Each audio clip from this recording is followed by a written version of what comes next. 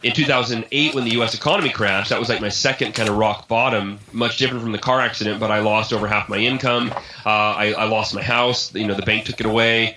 I got in really bad physical shape, and I got really depressed because I was just spiraling downward. And a series of events led me to search out, what do the world's most successful people do every day that I'm not doing? What are their rituals? What are their routines? Right. And I kept coming across morning rituals and morning routines, but I wasn't a morning person. Like probably a lot of people listening, it's like, yeah, it's not for me. I was like, yeah, what else do they do? Next article, what, right? Like, right. But I just kept seeing articles on morning rituals on every, entrepreneur.com or Forbes.com or Oprah.com or wherever, that I finally went, okay, let me go back and read these, and as I read them, I was sold. I was like, wow, I never realized that how you start your day is arguably the single most important determining factor in how you live your day, and then how you live your day determines the days you string together, which turn into weeks, months, years, and your life,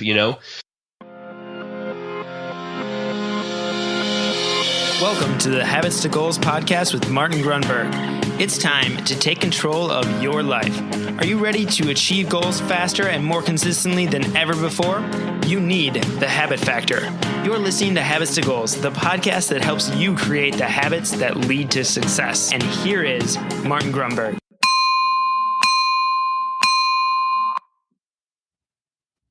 All righty, here we go. Welcome back. Thank you for joining me.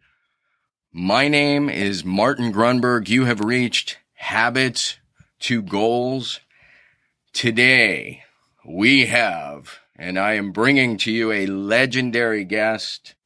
In fact, I'm not going to be surprised if people go back and listen to this for years and years to come. Today's guest is not only a tremendously inspirational speaker, he has crafted one of my favorite books. It's called The Miracle Morning, and it's just beautifully, elegantly written. It's simple, it's clear, and he's really formulated a fantastic way for people to take advantage of the force of habit, if you will, and kick off their day in a brilliant way. And that book, again, is called The Miracle Morning. Today we have Mr. Hal Elrod. How you doing, Hal? Martin, I am well, man. Thank you so much for having me. It's a pleasure. It's an honor, and it is way overdue. I should share this to the listener. The frequent Habits to Goals listener knows this, or may not know this, I should say. It's because of you that Habits to Goals even exists. Without you leading me to Nick Polkowski, he was my training wheels for season 1, and he really got me going, and that was, again, because of you. So thank you for that. Hal, customarily, we kick off the show with something called the GTR, the Good Things Report. Now, the guest gets to decide whether they go first or they defer to me. I will let you go first, Martin. Sweet. Put me on the spot. That's right.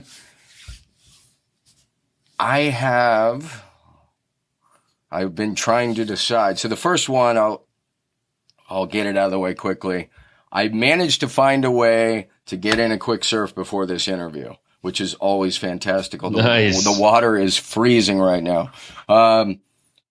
The other one, what did I scribble down here? Yeah, so the listener ought to know we have a beta store out. It's at shop.thehabitfactor.com. The first product, everything's beta except for the actual product. It's called the Habit XP Planner.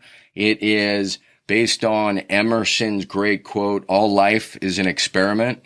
The more experiments you make, the better."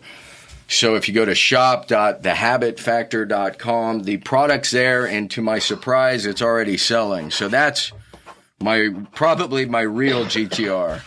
So what do you got for me? Congrats. That's exciting, man. It's actually really cool because, you create a store, the first time we've created a store, and we'll probably put out other Habit Factor, gear and cool stuff. But What platform did you use to create the store? Is it like a Shopify store? Yeah, it's actually just a plugin off WordPress. So it's plugin off WordPress? WooCommerce. WooCommerce, I've heard of that. Yeah. Nice. So, I'm asking because my dad's actually sitting here right now. He's visiting, and he is working on the Miracle Morning store. And so I thought, I'd ask you what you're using and how you liked it. Because I'm pretty impressed with it. I mean, just kind of for out of the box. I believe it was free. I mean, Dad, write that down. WooCommerce, Dad. Write that down. WOO. WooCommerce. Yeah. All right. Well, too much about me. Give me your GTR. I would say I've got so the Miracle Morning. Started as a book, and about 2.5 years ago, we started making a documentary, going kind of beyond the book and interviewing the morning rituals of some of the world's most successful people, from CEOs to best-selling authors to world champion athletes, and we're just about finished with it. So this Saturday is a live theater screening. So the movie's gonna play on a theater. About 100 people are invited, and this is like the final, or the kind of getting feedback that'll go into the final cut of the film. So the fact that the movie is almost done is exciting. And today I was working this morning on the screening and getting it ready. And I'm pretty pumped to see. And my wife and my kids are in the film as well. And so I was talking to my daughter this morning. I go, Sophie, how cool is it that you're going to be at the movie theater? Some of your friends will be there, and you will be on the giant screen, And she's like, that's so cool. So I'm excited, really excited for this. She's a Hollywood movie actress. She loves every minute. Yeah, that's beautiful. And then where's the screening? Did I miss that? So it's in Austin, here in my hometown of Austin, Texas. Beautiful. Yeah, and then the movie will come out, later this year on probably Netflix, hopefully Netflix and Amazon Prime Video and iTunes and theaters, and so we're that's kind of the next phase after the screening is to figure out the full on distribution model and where people can watch it. So that is incredible, and it's a documentary about 90 minutes, 60 minutes, something like that. 90 minutes. Wow. Yeah, it's a full length. In fact, and that was hard. It's been so hard that we've had to cut out so much that we filmed to get to 90 minutes, because that's kind of the sweet spot. You don't want to go too much longer, but it could be a 3-hour, 4-hour, 5-hour documentary. And we might do some sort of. We'll probably there's so much footage. I don't want it to go to waste. We're probably going to do some sort of web series or something. There you go. Turn it into a sequel. Well, speaking of time, I know you and I are both super tight on time, and there's so much to get to. What I didn't say in the open, and I really meant to, is on top of all these incredible creative projects that Hal is doing and done, he most recently, and just a bit of a stunning story, battled through a form of, and I want you to talk about it, not necessarily now, we'll lead up to it, but had a just insane battle with leukemia and cancer. So that we want to get into as well. Having said all that, Hal, I would like to, if possible, kind of bring it back to kind of where you grew up. Sounds like your dad's there. So where you grew up, what part of the world, where you went to high school, and then kind of work your way through. I grew up in Oakhurst, California, which is a small mountain town near Yosemite National Park up in Northern California. And kind of some interesting facts along the way. When I was 11, my parents bought a grocery store, and it was built in 1945. And like a lot of businesses back then, the house was part of the business. So if you were in check stand 1,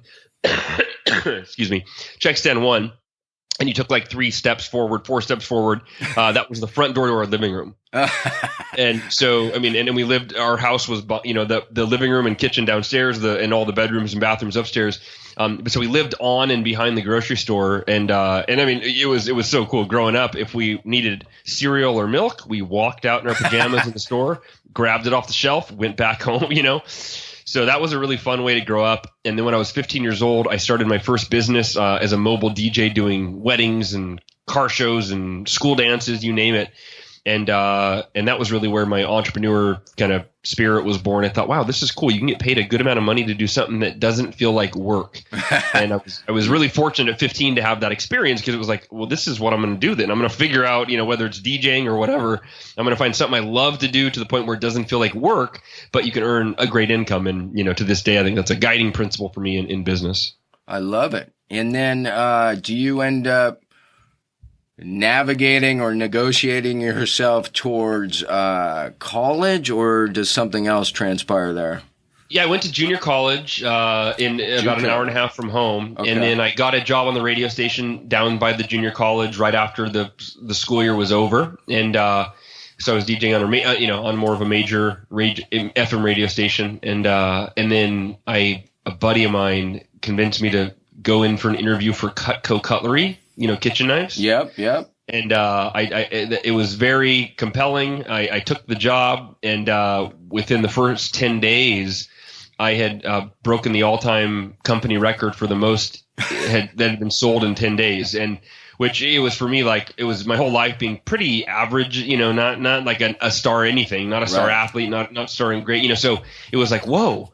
I guess I'm destined for, I can do more than I thought, and that really set me on a totally different path, and making. I quit the DJ thing because I was making great money. I actually quit college. I ended up going back later, but I quit for a while. Right. Because again, I was like, why would I go to college to get a job that doesn't pay as well as what I'm earning at 19? It was kind of an interesting experience. And then when I was a year and a half into my Cutco sales career, I gave a speech at a sales conference.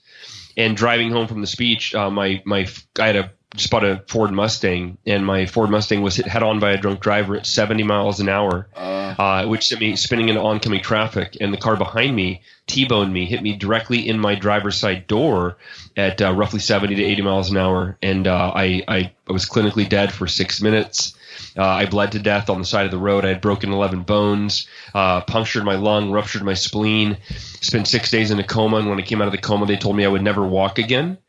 And so I was 20 then. And, that was kind of the first extraordinary adversity of my life. And I maintained a really positive attitude. I had faith that I would heal, even though the doctors didn't think I would. And within 3 weeks of the crash, the doctors came in with routine x-rays, and they said, hey, we don't know how to explain this, but your body is healing so quickly that, I know we told you we didn't think you'd ever walk again, but you can actually take your first step tomorrow. Wow. Or today in therapy. And it was like, whoa, I was optimistic, but I thought maybe 6 months or a year of healing, not 3 weeks. And so it was really just a miraculous, kind of, healing or a result from the car accident. Sure. And I went within less than 2 months, I was back to work at Cutco. I had brain damage, so I wasn't allowed to drive a car for like a year. So people had to drive me to my sales appointments, but I got back to work, and kept doing what I was doing. So, so much to process there. So you go back to work, and Cutco, is it kind of an MLM type business model, or? No, it's not MLM. It's direct sales, right? Okay. So I'm not recruiting people underneath me, but I'm going into people's homes. Okay, so you're banging on doors. Wasn't door to door. If you wanted to, you could. And I tried that a couple times for fun, and it was not fun at all. And it didn't stick with it. It was like, hey, well, I got nothing to. I got some time to a next appointment. Let's knock on some door. Oh god, the people are mean. Never mind. Right. No, the way that the business worked was off of referrals. Okay. So every time you did an appointment, at the end you would ask, hey, do you know anybody that would be nice enough to take a look as well? And if they don't buy that, that's okay. We don't know if it's right for them or not. And then I would average like 10 to 15 referrals on every appointment. Wow. So if I did, 5 appointments in a day, I'd have, at least 50 to 75 people to call to schedule my next appointments. And then is it like a cooking party or at that point it's just a referral and a sale? Could do that, but no, it was, okay. It sounds funny. It sounds like an infomercial kind of, but we would literally cut rope and cut leather. So we'd have somebody pull out their knives, sure. And they'd cut a piece of rope, and they would see, wow, it either can't even get through it, or it takes me 100 times, and then they would cut through it in one shot with the Cutco. It had a really, really unique patented edge. And then we'd pull out their steak knife and we'd cut leather. Go, I know your steak's not this tough, right? But and then they'd saw through it, and then the Cutco would slice right through it in one shot. And they'd be like, oh my gosh, just kind of really showed the difference in the edge. And then, so by the way, I'm sold. I'll take 3. No. I'm still sold. Why do you think? Why do you think you? Because look, people. We know this. People love what they're good at, and you just said that. You're like, this is the first time I was excellent at this. I guess the question, and I have some theories, but why do you think you were so good at this or had such early success? What were you doing? So a few reasons that I can point to, and number one is absolutely nothing to do with me. It's Cutco. It's my manager. He's still selling. Yeah. No, he's not actually. He's not. A lot of people are though. It's funny. People that started selling when I did or even before, they're like 20 years later, they're still selling Cutco. It's crazy. No, actually I meant you were, because you were not taking credit. You were giving it to the product. So I was saying still selling. There you go. No, I see. No, but he was a great, in fact, he was the number one when I started in his office. That year, he was like the Roger Bannister with the 4-minute mile. He was the first manager in 48 years to do $1 million in one office in 1 year. Wow. So he was a phenomenal leader, and he really believed in me, and he managed me well. And then Cutco as a company, they've just got a phenomenal training program to where you go through the presentation. It's 3 days long, right? Word for word, like you've got it down. And so that was the foundation. But every sales rep gets that training. Now, they don't all have the same manager that I did, but a lot of people did, obviously, if they were in my office. So what really separated, I've looked at, for me, is 2 things that everybody has access to. So I don't feel like I'm special. It was just that I exercised these 2 things. Number one was enthusiasm, right? And that for me is natural. You might be able to tell. Like I get excited about stuff, so I have that natural enthusiasm. And if I believe in it, which I really believed in this product, it was just I was excited.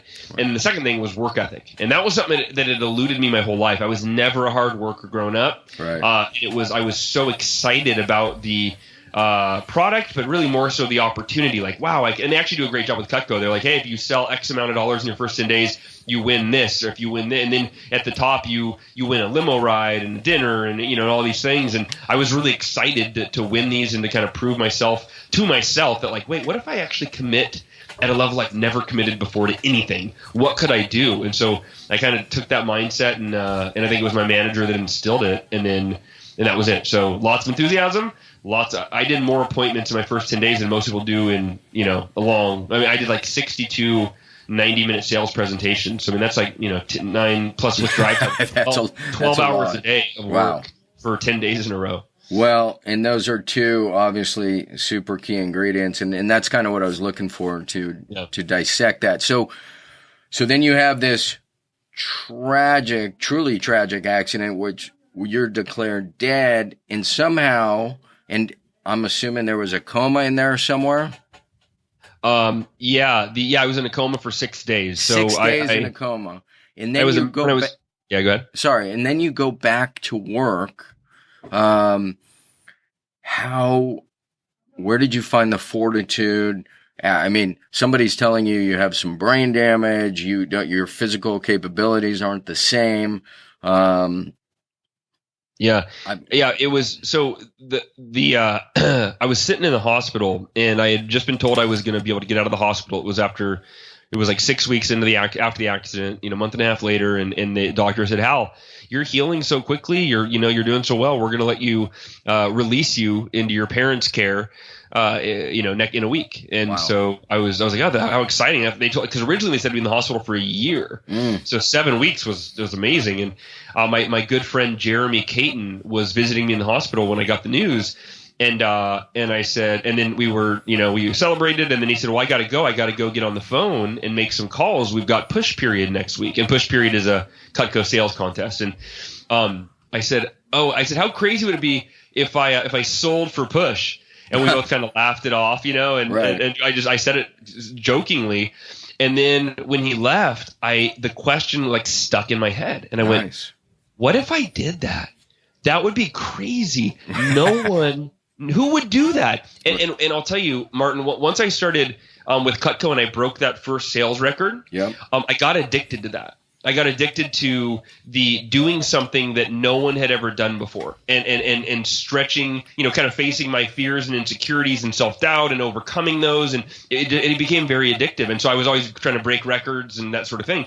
And so when I had that thought, no one would do that, and I thought, who would I become? Like, man, that would be me digging deep. I just got inspired. And so I called our division manager, my manager's manager, right? He oversaw like 12 offices. And I said, Brad, how much do you think it'll take to win a trophy for this push period? And he said, probably 3,000 or 4,000, Hal. And he laughed. He goes, well, you're not thinking about selling, are you? I said, that's exactly what I'm going to do. And he said, Hal, come on, man. He said, we don't. He said, you got more important things to do. Cutco will survive without you. At least give it a few months, he's like, heal up, right? Yeah, I said, Brad, I said, you're going to see me on stage. I'm going to win a trophy. I'll see you at the conference. And I hung up on him. Click, make it all dramatic. And so that was what seed was planted. And then I went home, and it was a 2-week sales contest, and I went home and I was exhausted. Like when you have 11 broken bones, when you're sleeping, I don't know. Night, your body, right. Well, your body's repairing all night long. So you might be asleep, but your body's working. It's working all the time. It's trying to repair itself. So I was constantly exhausted and lethargic. So it's hard enough to get motivated to, make sales calls when you're on a Red Bull, right? You just drink Red Bull, but when you're exhausted, it's like it's you got nothing, no motivation. And so a week into the push period, I had done nothing. And Jesse, my manager, called and he just checked in on me. He said, "How's it going?" And he said, "Hey, I know you mentioned you wanted to sell for this push period." He said, "No pressure, man. The office is doing great." Right. He said, "But I know it's important to you. Is there anything I can do to support you?" And I said, "Oh, Jess, I'm just so tired." And And he said, "Hal," he goes, let's keep it simple. He goes, "Why don't you make 3 calls? Pick up your referrals." I said, "Yeah." He said, "Why don't you call 3 of them and then call me back? Let me know how it goes." Wow. And I said, "All right, I can do 3. I can call 3 people." I called 3 people. On the 3rd one, I scheduled the appointment. And I went, and like that I got energized. I was like, "Oh, wow, this feels good." I remember, like it's been a few months since I've done this, but I'm excited. And I called Jesse. I said, "I got an appointment." He said, "Great. You want to make 3 more calls and call?" I said, "I'll make 10 more. I'll call you back." And made 10, said like 2 appointments, and I kept going. And then I ended up so I only had 1 week instead of 2 weeks. And originally I was trying to sell $3,000 or $4,000 in those 2 weeks to win a trophy. I sold $7,000 in 7 days. Huh. And I took second or 3rd place, something like that at the conference. There was like 500 sales reps I was competing against, I think. And and that was a real defining moment in my life where I went, wow, like that was the hardest thing I ever did. And I found a way, to do it. I don't know how, but I did. Well, I'm glad I asked the question because you kind of, 2 gems just came up. And one was that idea where you said you got addicted to this idea of doing something no one else has done. It is addicting if you can figure out, and it doesn't have to be necessarily something nobody's ever done, but just something that elevates you outside your local circle, Yeah. Or even something you've never done. Like that, I've been addicted to that, like challenging myself, something that I'm like, that's beyond my current capacity. Right. Therefore I'd have to grow to do that, Yeah. Wow. That is so good. I'm trying to read my notes. The other thing you said, well, I can't read my own notes. So that gets you through. This kind of leads you up to the beginning of the creation, I'm guessing, of the miracle morning. In other words, you have this success as a sales guy. I'm guessing your manager fed you good brain food in terms of personal development books. And then on top of that, you have your own tremendous adversity from this accident and then rebounding. And I'm guessing somewhere in you was this idea to create something, share something, these ideas, this formula, this recipe that has worked for you. And then somehow that emerges into the miracle morning. So where Where is that seed planted? How does it germinate? And when do you finally decide this is a go? So it happened. It was a little bit a slightly different order than that. What happened though, when I was in the hospital, I did have the thought about. Well, first it was about being. I want to be a keynote speaker for a long time. At that point, I had been speaking at. I'd given dozens of talks at conferences, Cutco conferences internally. Nice. And then. And that kind of the dream was born from that to be a speaker. And my dad, the doctors thought I was in denial because I was so happy in the hospital. I was so positive and like, hey, I can't change it. I'm going to, make the best of this. And they thought I was delusional or in denial. And I told my dad kind of shared that with me, the doctor's concerns. And I told my dad, I said, Dad, I'm going to make the best of this. And, I said, I always wanted to be a keynote speaker, but I had a pretty good life. You guys were good to me. And, what would I talk about? I've never overcome anything major. And I said, maybe that's why this happened. Maybe I'm supposed to overcome this and then share it with other people. Wow. And then one of the doctors, I think it was one of the doctors that first said, when they assessed my mindset around the accident that I was learning, I still don't know if I'd walk again, but I accepted that. I thought, well, if I'm in a wheelchair, I'll be the happiest person you've ever seen in a wheelchair because I'm in a wheelchair and I can't change that, but I can choose to be happy in the midst of that. And so one of the doctors said, you should write a book. And so it took me 6 years, but I wrote my first book called Taking Life Head On in 2006. And I never planned on writing another book. I only wrote that not because I wanted to be an author, because I felt a sense of responsibility to share what I had learned through my car accident and that journey to help other people. Nice. All right, a quick timeout. Again, thank you so much for joining me and Habits to Goals. I hope you are digging this interview. I want to share with you something pretty cool we've just thrown out there. You can catch this either live or recorded. It's a webinar I put on. It's about 60 minutes. It goes through 9 major tips. It gives you background about the habit factor, a little bit about me, and an overview and intro to something we have put together called the 28-Day Breakthrough. Fantastic course. Really, the goal of which is, it's the old, you don't feed a man a fish or woman, you teach them to fish. And so this is built above, beneath, around the habit factor, really gets in depth with mission, vision, values, some great modules around goals in particular, energy, the mastery mindset. Those are modules that are included. Anyways, check it out. All you have to do is go to thehabitfactor.com/28. That's the number 28 day, D-A-Y, webinar. That's thehabitfactor.com/28-day webinar. You can get the info, sign up, and hopefully we'll see you on the inside. And with that, let's get back to this fantastic interview. Cheers. In 2008, when the U.S. economy crashed, that was like my second kind of rock bottom, much different from the car accident, but I lost over half my income. I lost my house. The bank took it away. I got in really bad physical shape, and I got really depressed because I was just spiraling downward.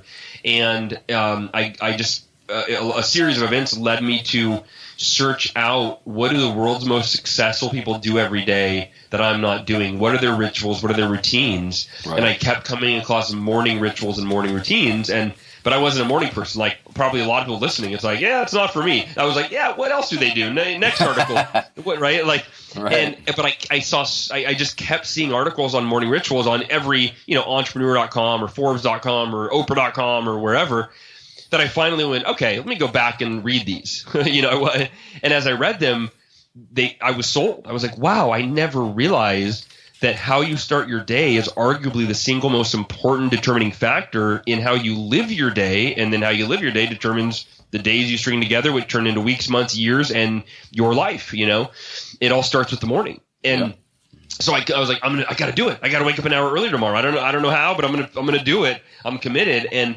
then I went on a further kind of quest of, well, what are the best morning rituals? And I combined the 6 most timeless personal development practices in the history of humanity, none of which are new: meditation, affirmations, visualization, exercise, reading, and journaling. And I thought, I was trying to figure out which one of those was the best and would make the biggest impact in my life. And then the epiphany was, I went, what if I did all of them? Right. What if I woke up tomorrow and did the 6 most timeless, proven practices, for personal growth? And I woke up the next morning at 5 a.m., an hour earlier than normal. I sucked my way through all of those. Like, I didn't know how to meditate. I was like making it up. I was terrible at it. Right. Wow. And I'm reading affirmations, feeling totally goofy. Like, I was bad at all these. But even doing them poorly, within an hour, I felt unstoppable. Like, I think it's Tony Robbins that says when people are depressed, it's because they lack a vision for a compelling future. Right? They start to think that this is how life's always going to be. And that's where I had gotten to. I'd gotten really depressed because I'm like, man, nothing over the last 6 months has worked. And I'm just keep losing clients, losing money, losing my house, my credit's gone to, I'm losing everything.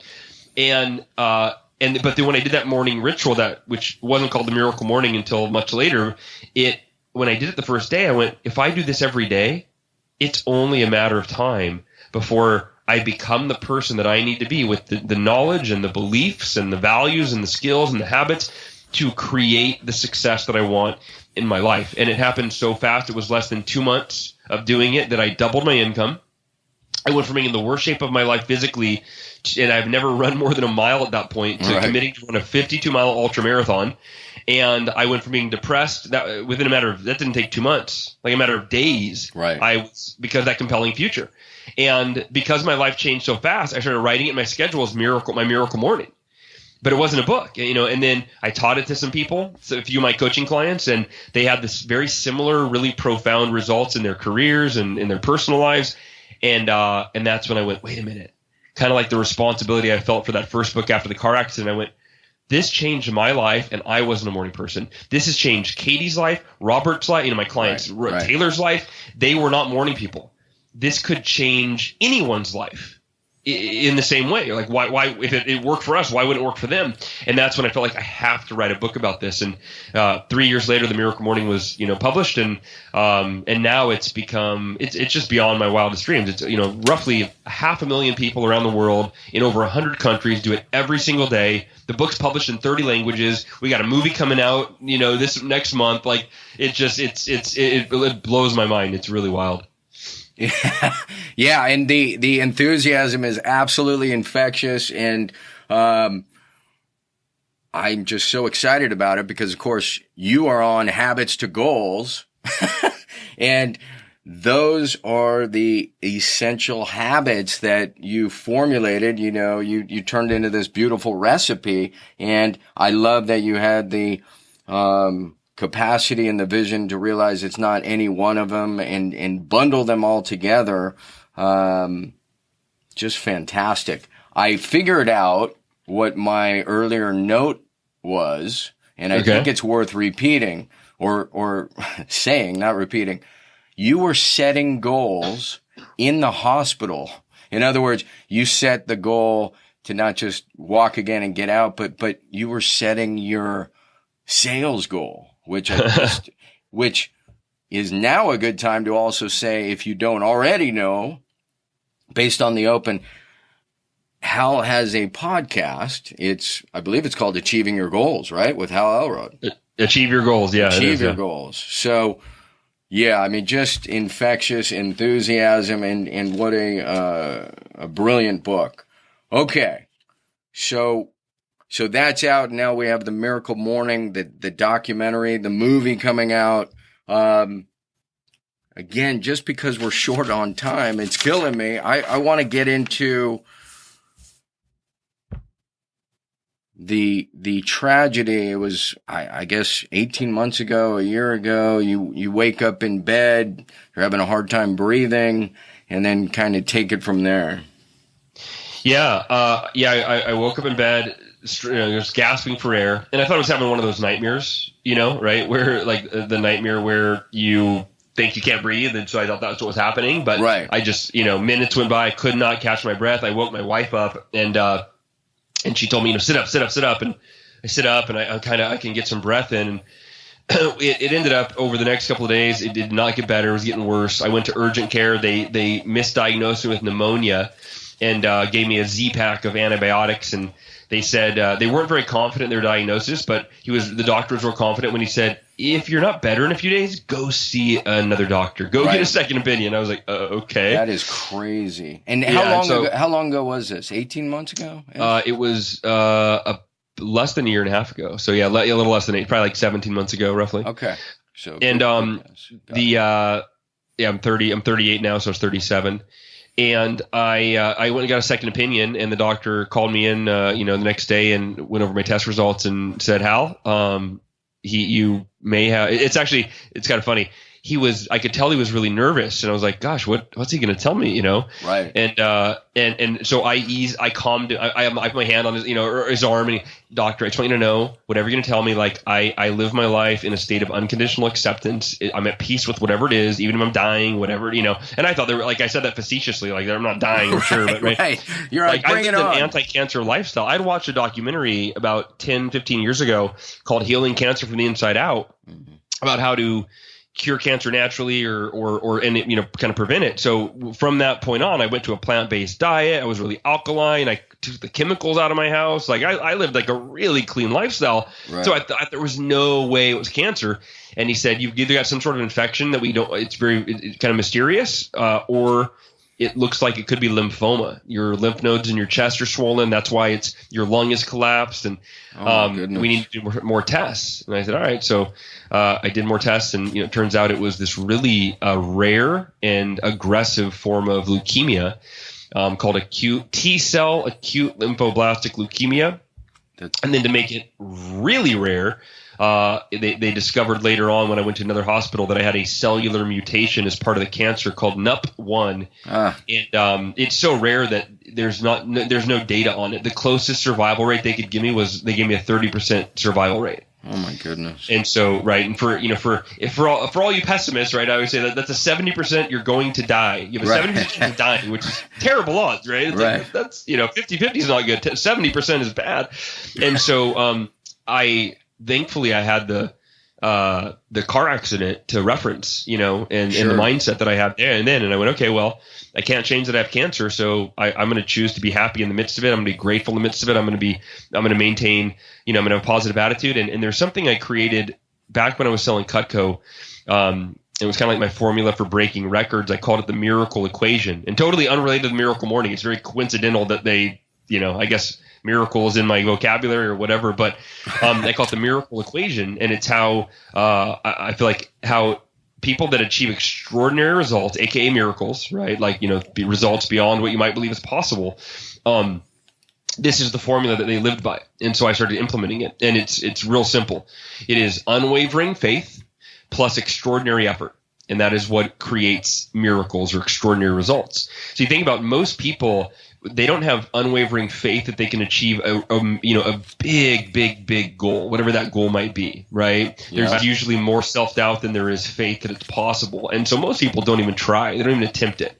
If they do attempt it, but they're not on track for the goal, they've got some bad days or bad weeks or bad months or years or whatever, or some setbacks, then they usually give up the faith that it's possible. And as soon as you give up the faith that your goal is possible, the effort that's needed to make that goal a reality, and if it's a significant goal, then it requires extraordinary effort. As soon as your faith goes out the window, the effort flies right after, because it's like, well, you're not really going to put forth extraordinary effort when you don't actually believe it's even possible. And so I used to use that when I was in sales, and I would teach it to sales reps, and they would use it to, break. It was duplicatable. And so once I was given a 30% chance of living, I went, okay, I like, it just popped in my head. I was like, this is I need the miracle equation. Right, because that to me was how you defy the odds, right? It's like when sales we're taught the law of averages, and I call it the law of miracles, which is where you access a higher level of consciousness, and therefore you're able to tap into more of your potential and achieve greater results through the miracle equation, through this unwavering faith and extraordinary effort. And so I thought, that's how I'm going to beat cancer. I'm not going to beat it with statistics. In fact, those are going to scare me and depress me, and right. I'm going to go rise above, and I will be one of those 30%. There is no other option. That was my unwavering faith and extraordinary effort. I researched, and I even got all my friends and family to research, like, what are all the natural ways I can cure this cancer? I did coffee enemas, which if you ever done any kind of enema, it's pretty uncomfortable to stick something up your butt and do, right? Sorry to get graphic, but all right. So that every time I did it, though, I felt this sense of confidence. I'm like, this is extraordinary effort, It doesn't get more extraordinary than this. And, and then doing, juice cleanses and all sorts of acupuncture and all sorts of ozone saunas. And, that was my extraordinary effort. And then I use my affirmations every day to maintain that unwavering faith. And, I'm very grateful to say that, a few months back, I was diagnosed as cancer free. And, I've got a lifelong journey ahead because there are a lot of cancer patients that it comes back, they get it again. And so I'm really aware of that. And I'm trying to, I've got 10 different protocols that I do every single day. Still do the coffee enemas. I bought an ozone sauna. I do lemon water in the morning. So I do all these things consistently. So, and I wanted to get into that, and I know we're all moving quickly here. Just about this idea of a miracle. In some ways, it has to be something extraordinary, and then in another way, I think a paradigm shift for me was based on, I believe, I'm not positive, something Einstein said, either everything is a miracle or nothing is. And the fact is, because people, it's just like once something's a miracle, everything is. We can't describe to you why a person's heart starts beating. Right? Nobody, you can take science, and I love doctors and I love science, but you take it to a certain point and then it becomes a big question mark. So, I love that, you have the miracle morning and the miracle equation. And I think it's important work that you're doing to remind people it's all a miracle. So there's, in some ways, everything's extraordinary and everything is a miracle. So what I'm getting at here is this should be fostering people's belief, right? Yeah, no, I think so. So in the Miracle Morning, early on in the book, I start out by saying, why is it that when a baby is born, we often refer to him or her as the miracle of life? Yep. But then we go on to accept mediocrity for our own lives. And where along the way did we lose sight of the miracle that we are living, right? Yeah. And so, and I don't use miracle really in a religious context. I think that some people interpret it that way. Right. It's that those extraordinary results, and there's society is. There's so much evidence of, and it's not the majority, it's the minority, right? It's that top 1%. Yep. But whether it's athletes or entrepreneurs or, you see miracles, extraordinary results in everyday life, and when we adopt that miracle equation, right? Yeah. Show me an athlete that doesn't maintain, like a top athlete, like I think in basketball, like a Michael Jordan, back in the day, that, he had unwavering faith that he could make every single shot that he took. Even if he missed 6 shots in a row, which most of us, if we miss 6 shots in a row, we got a lot of doubt on that 7th shot. Michael Jordan, look in his eyes, he says, give me the ball. I'll make the shot. I'll make, and if he missed that one, his faith didn't waver. No, give me the shot. Give me it again. I don't miss shots. Give me it again. If he missed that one, it didn't matter, right? Right. And here's the thing about that is it's not that it's a bulletproof strategy. And I think that's where people want certainty, right? That's such a strong desire and drive and need for us is certainty. And so the miracle equation isn't about that you're guaranteed to make every shot you take. Michael Jordan didn't make every shot he took, but because he approached life and his career with unwavering faith and put forth extraordinary effort, he made more shots than most others, right? He made miraculous game-winning shots that you couldn't even describe and that they're still showing on highlights 20 years later, right? Yes. And we all have that ability. If we think the same way, adopt the same mindset, and put forth the same type of effort, we can do the same types of things in our own lives. That's beautiful. So we got about 5-6 minutes left, and I want to touch on one more important point. as it relates to your battle with cancer. And we could spend so much time on this, but talk about this idea. And I bring it up a lot on this podcast. You had the openness, like you were leaning away from, Western medicine and science and chemo and radiation because of all the negative effects. But you were open enough to consider and use both. So in 2 minutes, explain why you think that was the key, because I agree with you there. I'll try to do it in one. All right. So I was anti-chemo. It was, chemo is poison, right? I mean, I think they invented it back. It was mustard gas. Anyway, it's a long story, but chemo, it's not healing anything. It's killing, right? It's killing the cancer. And I literally, one of my doctors told her, my nurses, she's an oncologist nurse, and she told me the goal is to kill the cancer before we kill the patient.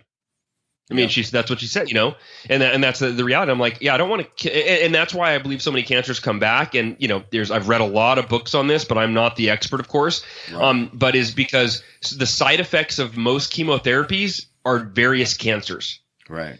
And that's why I met many people in the hospital that they were on their third cancer. But, and they had testicular, then they had breast, then they had brain, then they had, you know what I mean? Like, yeah. I mean, and so for me. I didn't want to do the chemo, and my doctor said, Hal, you don't have a cancer. I asked him how he could support me holistically, and he said, you don't have a cancer that you can play with like that. It is you're going to be dead in a week. And I thought he was kind of scaring me, and I did the research, and I realized he was very true. And I came back the next day, and we started chemo.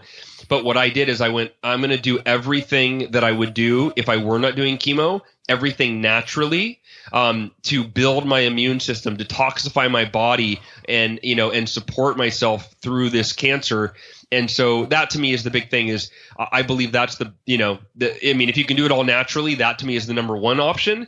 Some cancers you can, some cancers you can't, and regardless, some people are going to be too afraid to just ignore their doctor and do it on their own. So I feel like part of my mission in life is to say, look, if you have cancer, if you're going through chemotherapy, don't rely on just your doctor as the only source of your solution. You've got to take your healing into your own hands. Yep. You've got to go research, read books, Google, etc. And you've got to look for what are the natural ways to take care of your body during this process. And I think that's why a big reason why I was able to heal from the cancer. I do too. And I think it helps drive home this idea. It does not necessarily have to be this or that.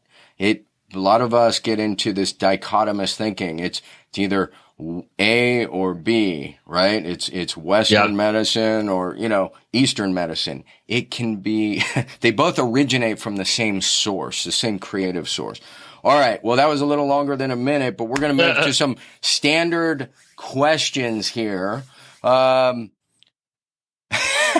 This is a bit redundant given that you wrote The Miracle Morning, but it's just a patented question. Your best 1, 2, or 3 habits that you think are contributing to your success. Yeah, it's definitely the Miracle Morning. Okay. It's the morning ritual. And I will just say one other habit that I implemented this year is that I naturally gravitate toward business books. And this year I decided I'm not allowed to read a business book until I've read 10 pages out of a parenting or a marriage book to really keep the most important thing in my life, the most important thing. And that's been really a game changer because in the past, I'd rarely get to a marriage or a parenting book. And now it's every single day. That is genius. I'm glad I asked the question. I like how you changed it up. What advice would you give yourself, your 20-year-old self, 18-year-old self, knowing what you know now? Yeah, don't drive on the freeway on December 3rd, 1999. No, I mean, the big advice I would give myself, I think, is just to enjoy the journey more and not be in such a rush to get to the end destination. I think that for all of us, most of us are really anxious to get to where we want to be or where we want to go. We want to be there now. And what I found is that when you finally get to the place that you've been working for so hard for so long, you almost never wish it would happen any sooner. Instead you see the perfection in your journey, and so realize that now rather than being anxious and then finally getting there. Go, why did I take a couple years off my life being so stressed trying to get here? I should have just enjoyed every moment and realized that as long as I moved in the direction of my goals and dreams, my success was inevitable. That is so the definition of success that we use here is creating your ideal future. That leaves it open to, it's organic, it's always changing, but as long as you're moving in that direction every day, you are successful. And I think you just said it in so many words. What would be your definition of success? How would you define success? To me, it's freedom. It's the freedom to do what you want, when you want, with whomever you want. Now, my own personal definition would include contribution. To me, it's about the amount of people that I impact and the depth of the impact. That's how I really measure my success.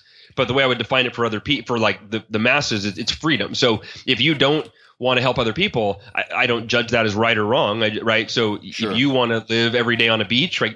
So having that freedom to me is how I define success. Beautiful. Just a couple more and we are done. One or two your favorite transformational books, sir? Favorite transformational book is, oh gosh, that's a tough one. I'll tell you a new book that came out yesterday that I got an advanced copy of a few months ago. Awesome. And I love it. It is called Own the Day, Own Your Life by Aubrey Marcus.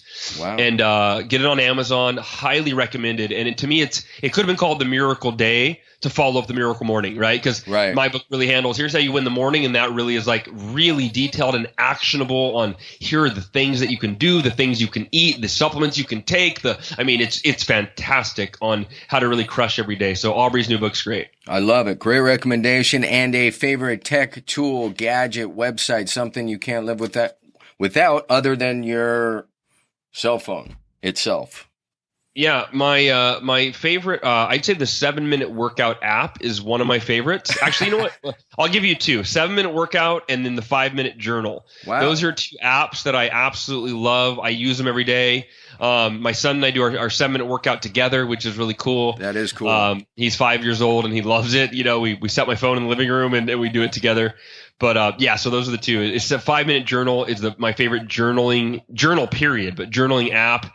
And then 7-minute workout's a great little full body workout in just 7 minutes. So that's a great. And they both can be used, during your miracle morning. That is fantastic, Hal. And as we wrap this up, is there anything people, as they want to learn more about you, we will link back to your website. But is there anything you have to promote at this time? Anything you want to share? Anything you want me to add to the show notes? Please let us know now. Yeah, I would say, the Miracle Morning book is just based on the amount of people that have had their lives transformed. Literally transformed in really profound ways. That to me is the greatest work or contribution that I've made to the world. And so that's where I usually encourage people to start is you can get the book on Amazon or iTunes or, Audible or whatever. Yep. And then we do a live event once a year, which is, it's really cool. It always sells out. And it's called the Best Year Ever Blueprint. You can go to bestyeareverblueprint.com, and it's a lower price, like $600 or whatever, for a ticket, and it's a really, really powerful event. So we do that once a year. But yeah, the book's a great place to start and kind of join the Miracle Morning community, which is our Facebook group that supports people along the journey, and then I'd love to meet you in person at the Best Year Ever Blueprint in San Diego, which is every December. That is fantastic. I'm going to make sure we have links to all of the above. Hal, we are pretty much right on time. You brought the heat. That was fantastic. Thank you. I kind of felt like we had to rush through it a little too much, but that's my bad. It's my fault. I told you I'm long-winded, man. I tried, but I get long answers. You did great. Look, educational, entertaining, and informative. Have a terrific day, Hal. Say goodbye to the listeners, and thanks again, bud. Thank you, Martin, and thank you, everybody that listened. I appreciate your time, and I hope you got some value for today, and I hope you will see you in the Miracle Morning community. Cheers, bud.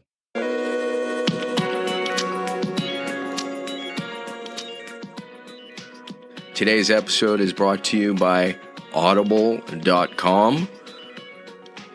There are over 180,000 titles to choose from.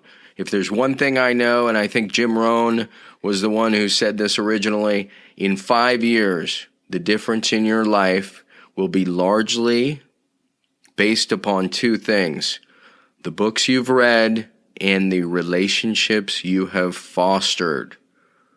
Doesn't it make sense to take advantage of the downtime, whether you're on the road, on a run, in the gym, kill a couple birds with one stone, get a book going? It's phenomenal. The more people I turn on to it, the more compliments I get. Not that I've actually done anything. 180,000 titles to choose from. You get one free book a month, 30% off any other book. Again, check it out. audibletrial.com/habits to goals. I'm going to say that again real quick. audibletrial.com/habits to goals. And that is the number 2. And of course, when you support our sponsors, you are supporting the show. So thank you again. I am extremely grateful. We'll see you at the next episode.